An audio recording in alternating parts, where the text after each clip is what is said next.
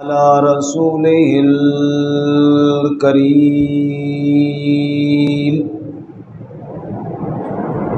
أما بعد فأعوذ بالله من الشيطان الرجيم بسم الله الرحمن الرحيم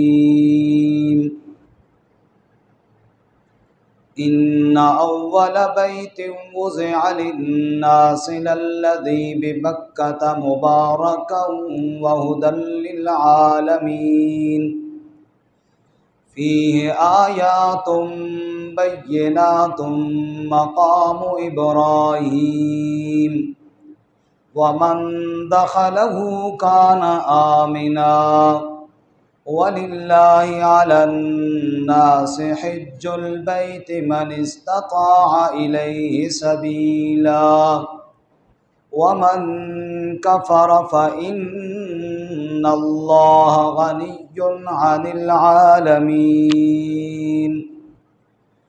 سبحان ربك رب العزة عما يصفون وسلام على المرسلين والحمد لله رب العالمين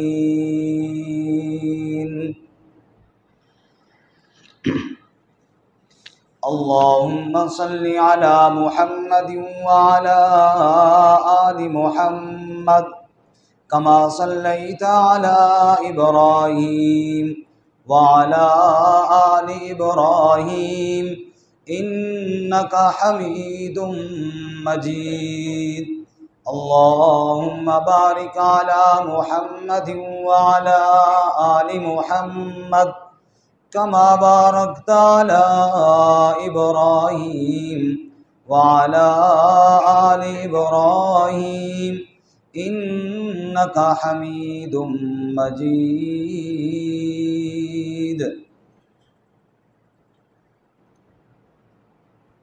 معزز سامعین، دوستوں اور بزرگوں اور بھائیوں، اسلامی سال کا جو مہینہ جا رہا ہے ذوالقعدہ کا ہے، چند دنوں کے بعد ذوالحجہ کا چاند طلوع ہونے والا ہے اور ارکان اسلام میں سے ایک اہم رکن حج کا ذوالحجہ میں ادا ہوتا ہے۔ قرآن کریم میں ارشاد باری تعالی ہے سورۃ البقرہ میں، الحج اشہر معلومات، حج کے مہینے مقرر ہیں۔ حالانکہ آپ جانتے ہیں کہ حج کے کئی مہینے نہیں ہوتے، بلکہ حج کا ایک ہی مہینہ ہے ذوالحجہ کا، اور وہ بھی پورا نہیں، چند دن ہوتے ہیں۔ تو یہ جو اللہ تعالیٰ نے فرمایا کہ اشہر معلومات، مقررہ مہینے ہیں، اس کا کیا مطلب ہوا پھر؟ اس لیے اس کا مطلب سمجھنے سے پہلے یہ جاننا ضروری ہے کہ حج کی 3 اقسام ہیں۔ حج کی کتنی اقسام ہیں جی؟ نمبر 1 حج افراد، نمبر 2 حج تمتع، اور نمبر 3 حج قران۔ حج افراد کا مطلب یہ ہے کہ آدمی صرف حج کرے، ساتھ عمرہ نہ کرے۔ حج تمتع کا مطلب یہ ہے، جو ہمارے اکثر پاکستانی حج تمتع ہی کرتے ہیں، کہ یہاں سے جب ہماری فلائٹ ہوتی ہے اور ہم مکہ جاتے ہیں تو پہلے ہم عمرہ کرتے ہیں، یہاں سے ہم عمرے ہی کا احرام باندھتے ہیں، اور وہاں عمرے کے اعمال کرنے کے بعد، حلق کرانے کے بعد، ہم عمرے کا احرام کھول دیتے ہیں۔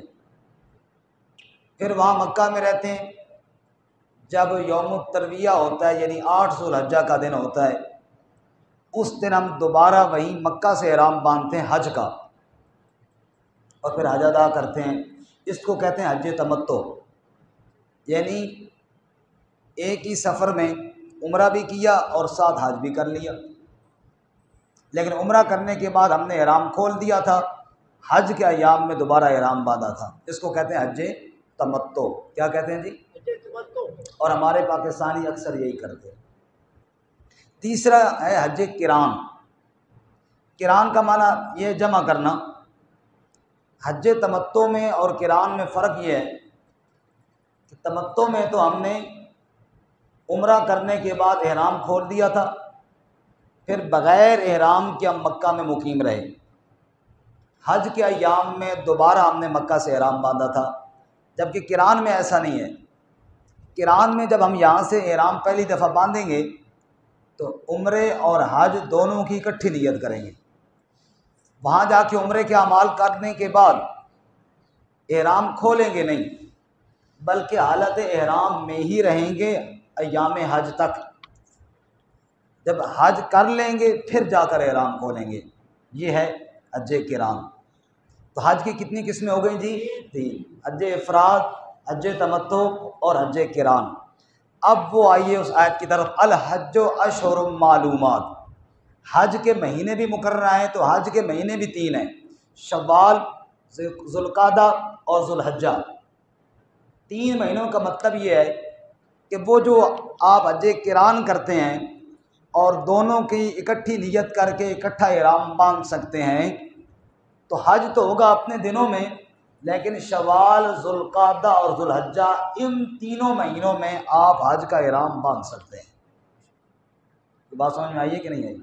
یعنی حج اور عمرے کا اکٹھا جو آپ قران کریں گے اور احرام باندھیں گے وہ ان 3 مہینوں میں باندھ سکتے ہیں۔ ایک آدمی رمضان سے پہلے احرام باندھ لے حج کا، تو وہ ٹھیک نہیں ہے۔ رمضان میں باندھے گا تو وہ ٹھیک نہیں ہے۔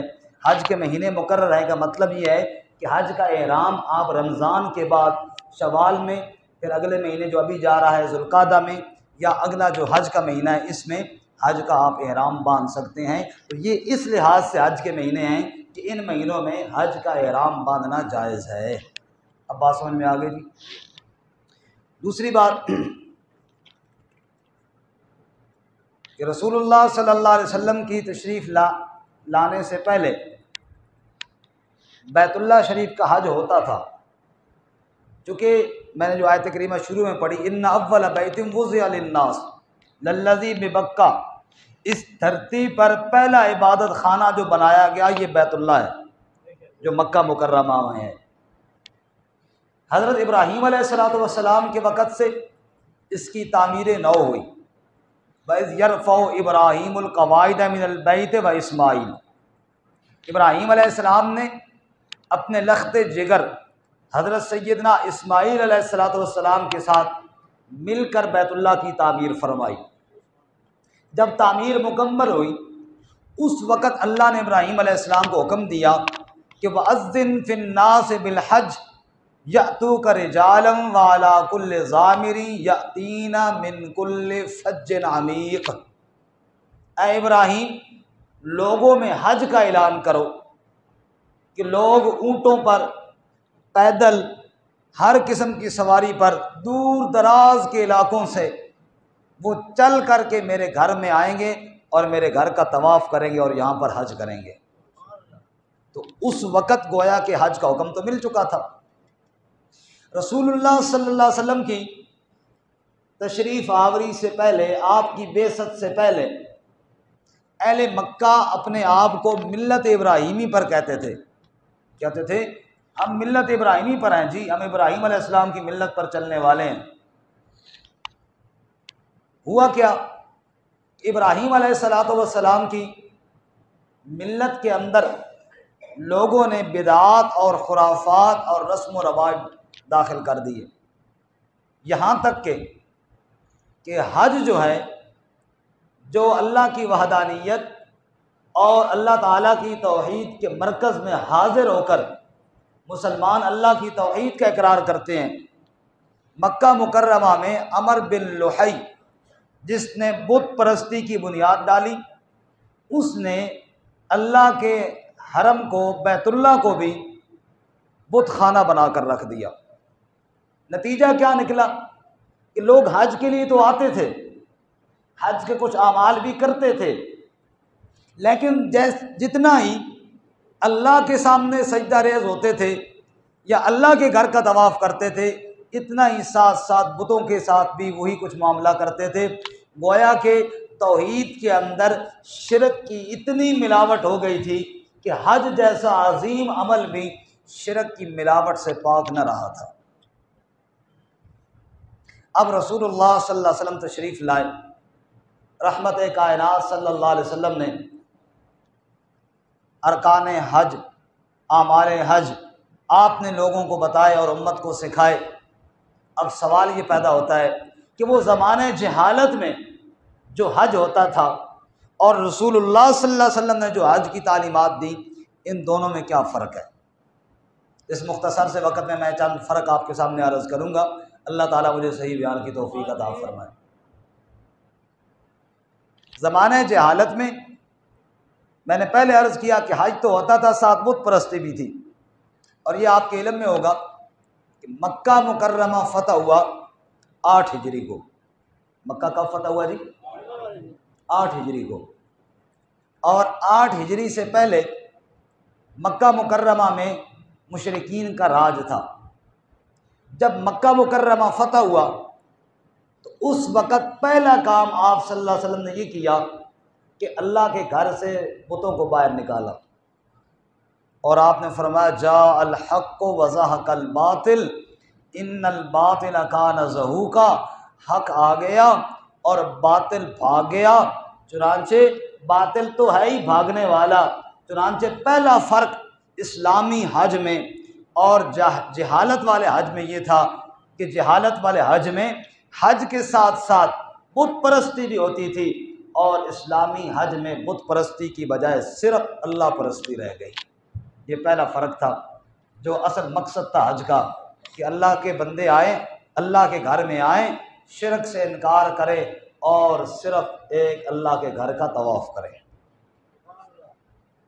یہ بات سمجھ میں آ رہی ہے کہ نہیں آ رہی؟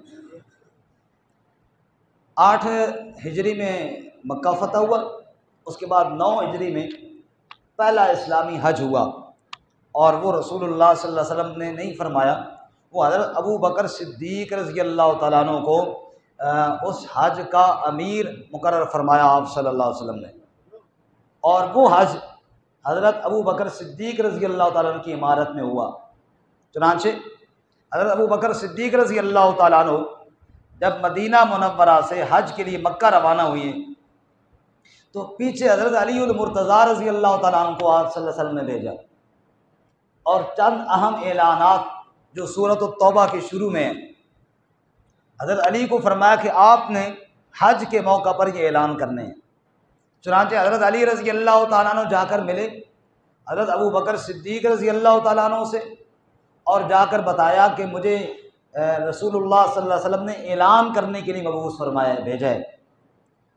ابو بکر صدیق رضی اللہ تعالیٰ نے پوچھا کہ آپ کو امیر بنا کر بھیجا یا مامور؟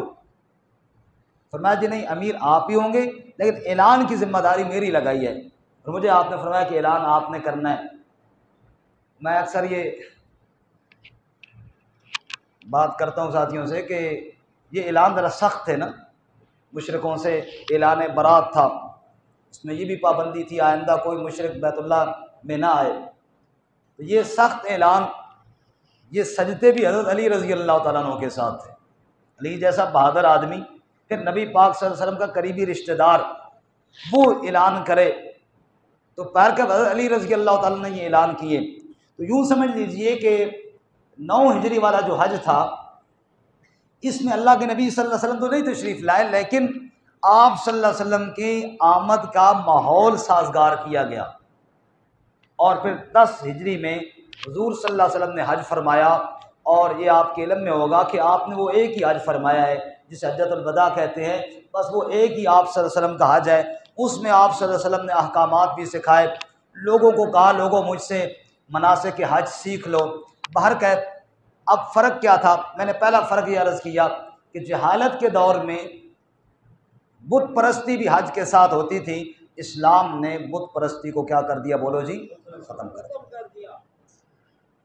دوسرا فرق، صفا مروہ کی جو سعی ہے یہ صرف قریش والے کرتے تھے۔ لوگ کہتے تھے یہ جو ہے نا حضرت حاجرہ کی یاد میں ہے، صفا مروہ کی سعی کیا کس کی یاد میں؟ بولو جی، ام اسماعیل حضرت حاجرہ علیہ الصلوۃ والسلام، ان کی یاد میں لوگ کہتے تھے हाजरा तो कुरैशियों की बड़ी अम्मा है ना, उनकी याद में दौड़े तो कुरैश वाले दौड़े, हम क्यों दौड़े?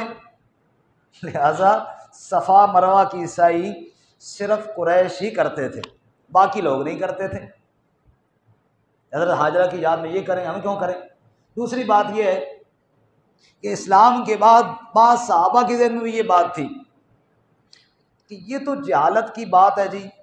कुरैश कहते हैं हमारी अम्मा यहाँ पर दौड़ी थी सफ़ा मरवा पे, जब इब्राहीम अलैहिस्सलाम छोड़ कर गए थे नन्हे इस्माइल और हाजरा को, तो उनकी याद में हम दौड़ते हैं, ये कोई इबादत तो नहीं हुई, लिहाजा हमें दौड़ने की क्या ज़रूरत है। अब दो फ़र्क ज़हन में रखना, गैर कुरैश तो पहले से नहीं था सफ़ा मरवा की सही करते थे कि हमें क्या है जी, ये तो कुरैशी यहाँ पे दौड़े, इनकी वालदा इनकी अम्मा यहाँ पे दौड़ी थी। और कुरैश में से जो ईमान लाए उन्होंने फिर ये समझना शुरू किया भाई हज तो इबादत के लिए होता है, यहाँ हमारी अम्मा दौड़ी थी तो क्या हुआ, ये भी गोया कि एक जाहिलाना रस्म है। उनके ज़हन में ये बात आई। अल्लाह ने कुरान में आयत नाज़िल फरमाई, इन्ना सफ़ा वल मरवता मिन शाइरिल्लाह फमन हज्जल बैता अव अतमरा फला जुनाहा अलैहि अन यतव्वफ़ बिहिमा। ये सफ़ा मरवा कोई जहालत की यादगारें नहीं, ये तो शाइरुल्लाह में से हैं, जो हज करे बैतुल्लाह का या उम्रा करे अल्लाह के घर का, फला जुनाहा अलैहि अन यतव्वफ़ बिहिमा। इसको रस्म न समझे, इसको इबादत समझ के वो यहाँ की सही करे और वो यहाँ पे दौड़े। अब वो सफ़ा मरवा की जो सही जहालत में सिर्फ कुरैश करते थे, इस्लाम ने सब पे लाजिम करार दे दी। फरमाया जो भी आए हज के लिए, जो भी आए उम्रा के लिए, वो सफ़ा मरवा की क्या करे, बोलो जी, सही करे। अल्लाह में फिर भी बार बार वो मौका नसीब फरमाए। तो एक दूसरा फ़र्क ये हो गया। तीसरा फ़र्क ये था कि इस्लाम से पहले कुरैशियों ने अपने आप को बैतुल्लाह का मुतवल्ली तो समझा हुआ था, पूरा ठेकेदार समझा हुआ था। हमारी इजाज़त के बगैर कोई तवाफ़ नहीं कर सकता। यहाँ पर लोग आए, जो कपड़े हम उन्हें बतौर तबरुक के दें वो तो तबरुक समझ कर पहन सकते हैं, अगर हमारे पास कपड़े न हों तो उन्हें नंगा तवाफ़ करना होगा बैतुल्लाह का। चुनांचे बैतुल्लाह का नंगा तवाफ़ होता था, जिसकी तरफ इशारा सूरतुल आराफ में मौजूद है, वइज़ा फ़अलू फ़ाहिशतन क़ालू वजदना अलैहा आबाअना वल्लाहु अमरना बिहा। फ़हाशी करते हैं, बैतुल्लाह में नंगा होकर तवाफ़ करते हैं, पूछो ये क्यों कर रहे हो, तो दो जवाब देते हैं। पहला जवाब तो ये देते हैं जी, वजदना अलैहा आबाअना, अपने बाप दादा को देखा वो इस तरह करते थे इसलिए हम भी करते हैं। और दूसरा ठिठाई से कह देते वल्लाहु अमरना बिहा, नऊज़ु बिल्लाह, अल्लाह ने हुक्म दिया है इसका। सब कहो अस्तगफिरुल्लाह। जब ऐसी बात बंदा सुने, बंदा खुद ही कह दे अस्तगफिरुल्लाह, मेरे कहे बगैर ही कहो अस्तगफिरुल्लाह। बेहयाई बैतुल्लाह में नंगा होना और कहना कि अल्लाह ने हुक्म दिया है, नऊज़ु बिल्लाह मिन ज़ालिक। अल्लाह ने फरमाया कुल इन्नल्लाह ला यअमुरु बिल फ़हशा, कहे मेरे महबूब अल्लाह तो बेहयाई का हुक्म नहीं देता, क्यों अल्लाह पर झूठ बोलते हो। तो रसूलुल्लाह सल्लल्लाहु अलैहि वसल्लम ने हज़रत अली रज़ी अल्लाह तआला अन्हु से जहाँ और ऐलान करवाए, और हज़रत अबू बकर और अली रज़ी अल्लाह तआला अन्हु से 9 हिजरी में वहाँ ये ऐलान भी करवाया कि ऐलान कर दो आज के बाद कोई बैतुल्लाह का नंगा तवाफ़ नहीं करेगा। तो जहालत वाले हज में और इस्लाम वाले हज में तीसरा फ़र्क ये हो गया। चौथा फ़र्क, बैतुल्लाह अल्लाह का घर तो है, जो आता था चाहे उसका जिस मज़हब से भी ताल्लुक़ होता था वो आ जाता था, पर कुरैश के साथ उसकी सेटिंग होनी चाहिए, आए बैतुल्लाह में तवाफ़ करे। जो बंदा कुरैश के साथ जिसकी न बनती हो उसको कुरैश रोक देते थे। इस्लाम ने कहा ये अल्लाह का घर है, ये तौहीद परस्तों का मरकज़ है, यहाँ पर आइंदा कोई मुशरिक नहीं आएगा। सूरत तौबा की आयत नाज़िल हुई, या अय्युहल्लज़ीना आमनू इन्नमल मुशरिकून नजसुन फला यक़रबुल मस्जिदल हराम बाद आमिहिम हाज़ा। मुशरिक नजस हैं, अगले साल कोई मुशरिक बैतुल्लाह का हज करने नहीं आएगा। बैतुल्लाह का हज करेगा तो वही करेगा जो अल्लाह की तौहीद को मानने वालों को। सुभान अल्लाह। अल्लाह ने ये एजाज़ बख्शा, अपने घर में आने की मुवाहिदीन को इजाज़त दी, कहो अल्हम्दुलिल्लाह। मुशरिकीन को मना कर दी, कोई मुशरिक तवाफ़ न करे बैतुल्लाह का। فلا یقرب المسجد الحرام، مسجد حرام کے قریب بھی نہ آئے۔ یہ اللہ کی توحید کا مرکز ہے، جہاں پر وہی لوگ آئیں جو خالص اللہ تعالیٰ کی عبادت کرنے والے ہوں، جنہوں نے اپنی پیشانی پر شرک کا داغ نہ لگایا ہو، وہی اللہ کے گھر میں آئیں اور وہی اللہ کے گھر کا طواف کرے۔ کسی مشرک کو بیت اللہ میں طواف کی اجازت نہیں ہے۔ پانچواں فرق یہ ہے، مشرکین مکہ والے جو تھے یہ حج تو کرتے تھے، عرفات نہیں جاتے تھے۔ عرفات کہتے ہمیں کیا ضرورت ہے جی عرفات جانے کی، عرفات تو وہ لوگ آئیں، وہ لوگ جائیں جو مکہ سے باہر سے آتے ہیں، ہم تو حرم میں رہنے والے ہیں، ہم حرم کو چھوڑ کر عرفات میں کیوں جائیں؟ لہٰذا اہل مکہ وہ جب طواف کرتے تھے یا حج کرتے تھے تو بس منا سے واپس آ جاتے تھے، مزدلفہ سے واپس آ جاتے تھے، عرفات نہیں جاتے تھے۔ رسول اللہ صلی اللہ علیہ وسلم نے فرمایا الحج عرفہ، حج تو نام ہی عرفات جانے کا، حج تو نام ہی عرفات جانے گے۔ حضور اقدس صلی اللہ علیہ وسلم نے حج کا رکن اعظم، سب سے بڑا رکن قرار دے دیا وقوف عرفہ کو۔ فرمایا جو عرفات نہیں جائے گا اس کا کوئی حج نہیں ہے۔ چنانچہ جبیر بن مطعم کہتے ہیں میں نے عرفات میں حضور صلی اللہ علیہ وسلم کا خیمہ دیکھا تو میں حیران ہو گیا کہ آپ تو قریشی ہیں، آپ عرفات کیوں آئے ہیں؟ کیونکہ قریشی تو عرفات جاتے نہیں تھے۔ تو حضرت جبیر بن مطعم کہتے ہیں میں حضور کے پاس چلا گیا اور میں ملا اور میں نے کہا یا رسول اللہ آپ عرفات میں آئے ہیں؟ تو میں ہاں جبیر، چونکہ میں حج کر رہا ہوں تو حج کرنے والا تو عرفات آتا ہے۔ کہا جی قریش نہیں آتے۔ حضور نے فرمایا وہ جہالت اور نادانی میں پڑے ہوئی ہیں، ان کو پتہ نہیں ہے کہ اصل حج کا بڑا رکن تو عرفات آنا ہے۔ چنانچہ آپ صلی اللہ علیہ وسلم عرفات ٹھہرے اور عرفات میں آپ صلی اللہ علیہ وسلم نے لمبی لمبی دعائیں بھی کی ہیں، عصر تا مغرب لمبی لمبی دعائیں آپ نے کی ہیں، اور بتایا ہے لوگوں کو، امت کو بتایا ہے کہ یہ عرفات اللہ کے سامنے آنسو بہانے کی جگہ ہے۔ نہ تم نامرادو یہاں سے محروم رہ جاتے ہو، یہاں آتے ہی نہیں ہو، یہی تو اصل دعائیں کی جگہ ہے، رب کے سامنے آنسو بہانے کی جگہ ہے۔ اور احادیث میں آپ کی دعائیں بھی موجود ہیں۔ میں ایک دعا سنا دیتا ہوں وقت کی قلت کی وجہ سے، دعا بڑی خوبصورت ہے، سنیں گے سارے ساتھی جی؟ نیند تو نہیں آ رہی؟ آ تو رہی ہے لیکن خیر ہے۔ اصل میں نے جو ساتھی کے سر نیچے ہوتا ہے نا، بے شک سن بھی رہے ہوں، شک یہی پڑتا ہے کہ سوئے ہوئی ہیں۔ اللہ تعالیٰ کو تو پتہ ہے کہ آپ جاگ رہے ہیں لیکن مجھے پتہ نہیں ہے، اس لیے ساتھی ذرا میری طرف دیکھیں اور محبت سے نبی پاک کی دعا کی سننے کی چاہت میں کہیں ذرا سبحان اللہ۔ ماشاء اللہ جاگ رہے ہیں جی۔ حضور اقدس صلی اللہ علیہ وسلم عرفات میں دعا مانگ رہے ہیں، کیا کون سی دعا؟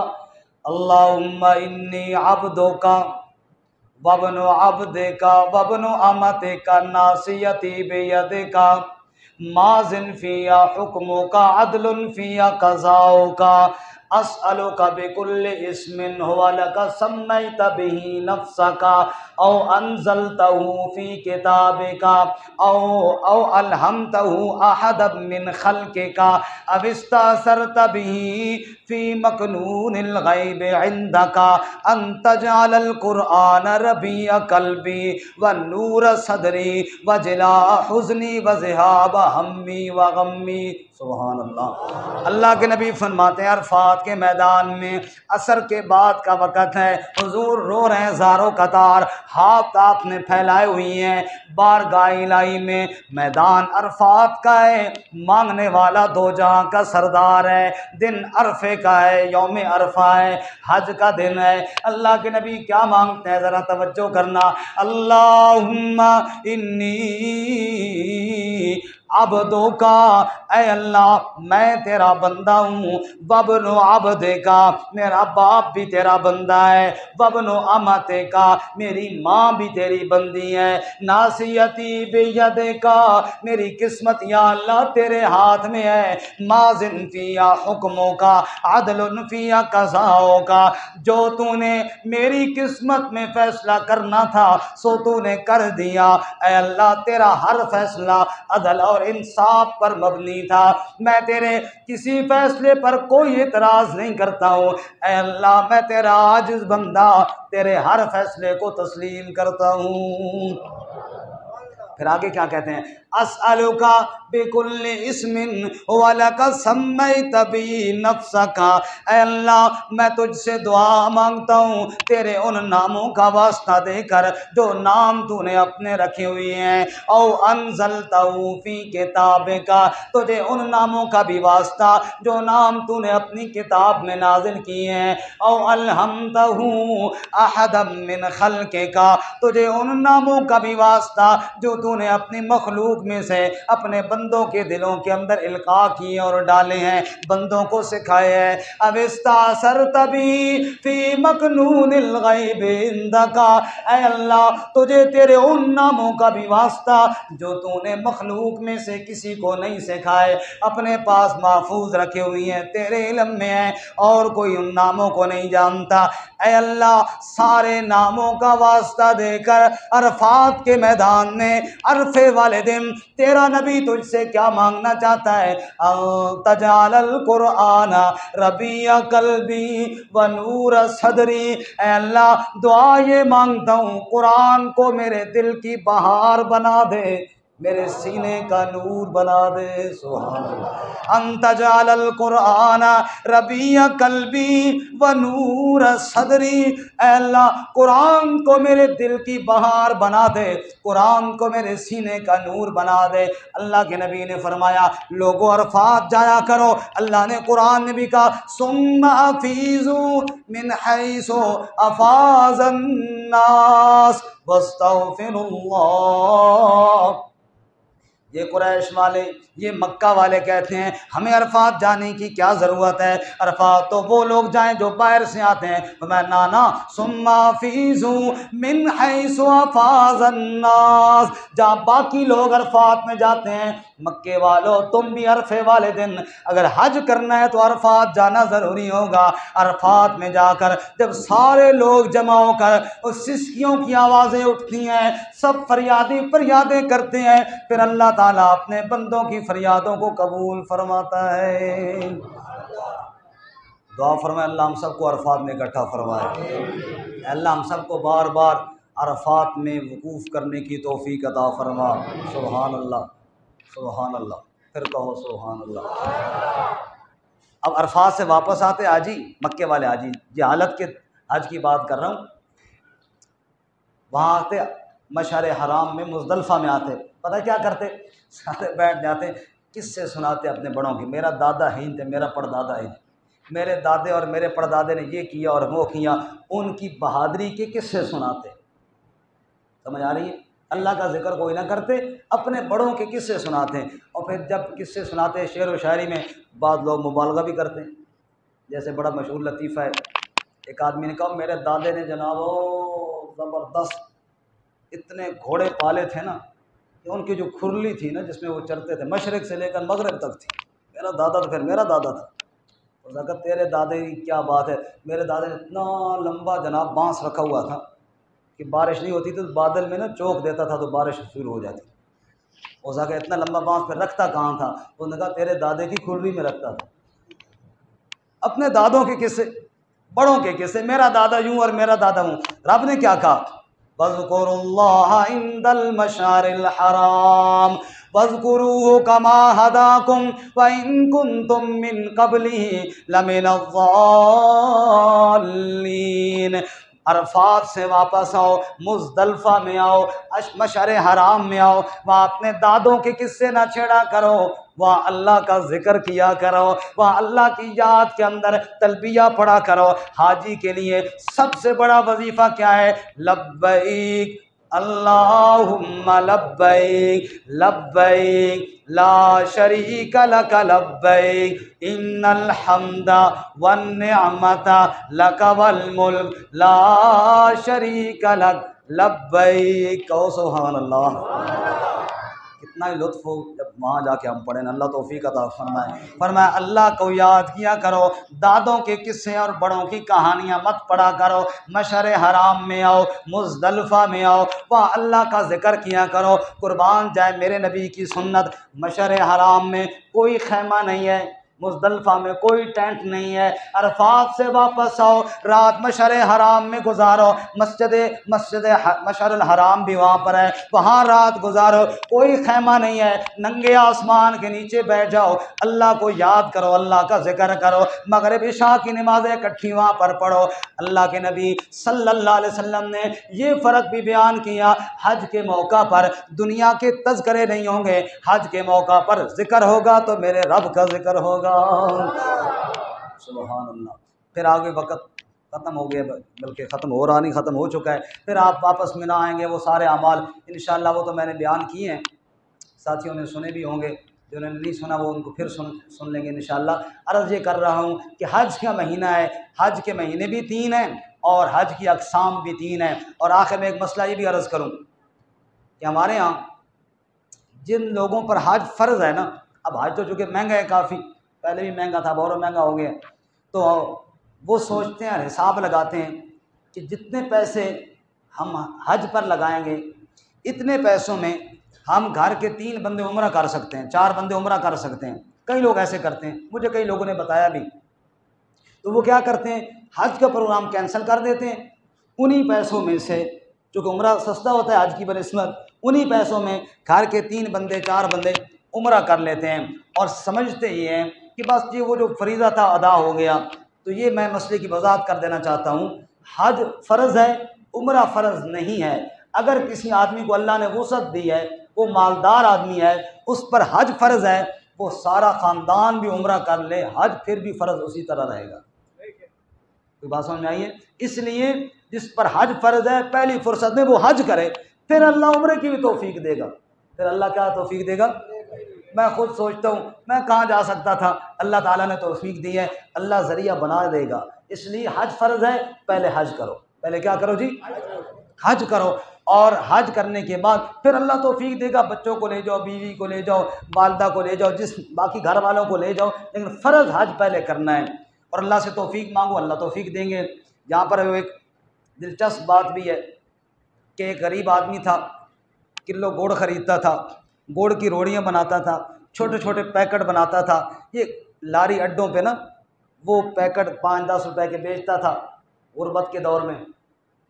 تو دعا کرتا رہتا تھا، یا اللہ مجھے بھی اپنے گھر بلا، میں بھی حج کروں، میں بھی تیرے کعبے کے گرد گھوموں، میں بھی تیرے نبی کا روضہ دیکھوں صلی اللہ علیہ وسلم۔ یہ حسرت تھی، یہ تمنا تھی، دعائیں کرتا رہتا تھا، مانگتا رہتا تھا۔ اللہ نے کوئی ذریعہ بنا دیا، وہ چلا گیا وہاں پہ۔ اب وہاں پہ حج پہ جب گیا نا، اس علاقے کا جہاں کا وہ غریب بندہ تھا گوڑ بیچنے والا، اس علاقے کا کوئی رئیس مالدار آدمی، کوئی بڈیرا بندہ، وہ بھی گیا ہوا تھا اس سال حج پہ، تو اتفاقاً وہاں ملاقات ہو گئی۔ اس نے جب اس غریب کو دیکھا تو سارے بندے جانتے تھے کہ غریب بندہ ہے، اس کے پاس روٹی کے پیسے نہیں، اس نے وہاں اس کو دیکھا تو بڑا حیران ہوا کہ یہ کیسے آ گیا۔ تو حیرانگی میں کہنے لگا، وہ فلانا، اور تو کس طرح آ گیا، تو گڑ بیچتا تھا، تو گڑ والا نہیں، تو گڑ بیچنا ہے، تو کس طرح آ گیا؟ مزاقہ چودھری صاحب، تو میں گڑ بیچنا نا، اللہ تو گڑ نہیں بیچنا نا، وہ تو گڑ نہیں بیچتا نا، وہ تو قدرت والا ہے نا، میں اس کے سامنے آرزو کرتا رہا، وہ گڑ بیچنے والے کو بھی اپنے گھر بلا سکتا ہے، اس کے لیے کوئی مسئلہ نہیں ہے۔ اس لیے اخلاص کے ساتھ طلب ہونی چاہیے۔ اللہ اپنے کعبے کا ہم سب کو کعبے کا طواف نصیب فرمائے، کعبے کے چکر نصیب فرمائے۔ تو جو ساتھی حج کے لیے گئے ہوئی ہیں، اللہ ان کے حج کو اپنی بارگاہ میں قبول فرمائے۔ وآخر دعوانا ان الحمد للہ رب العالمین۔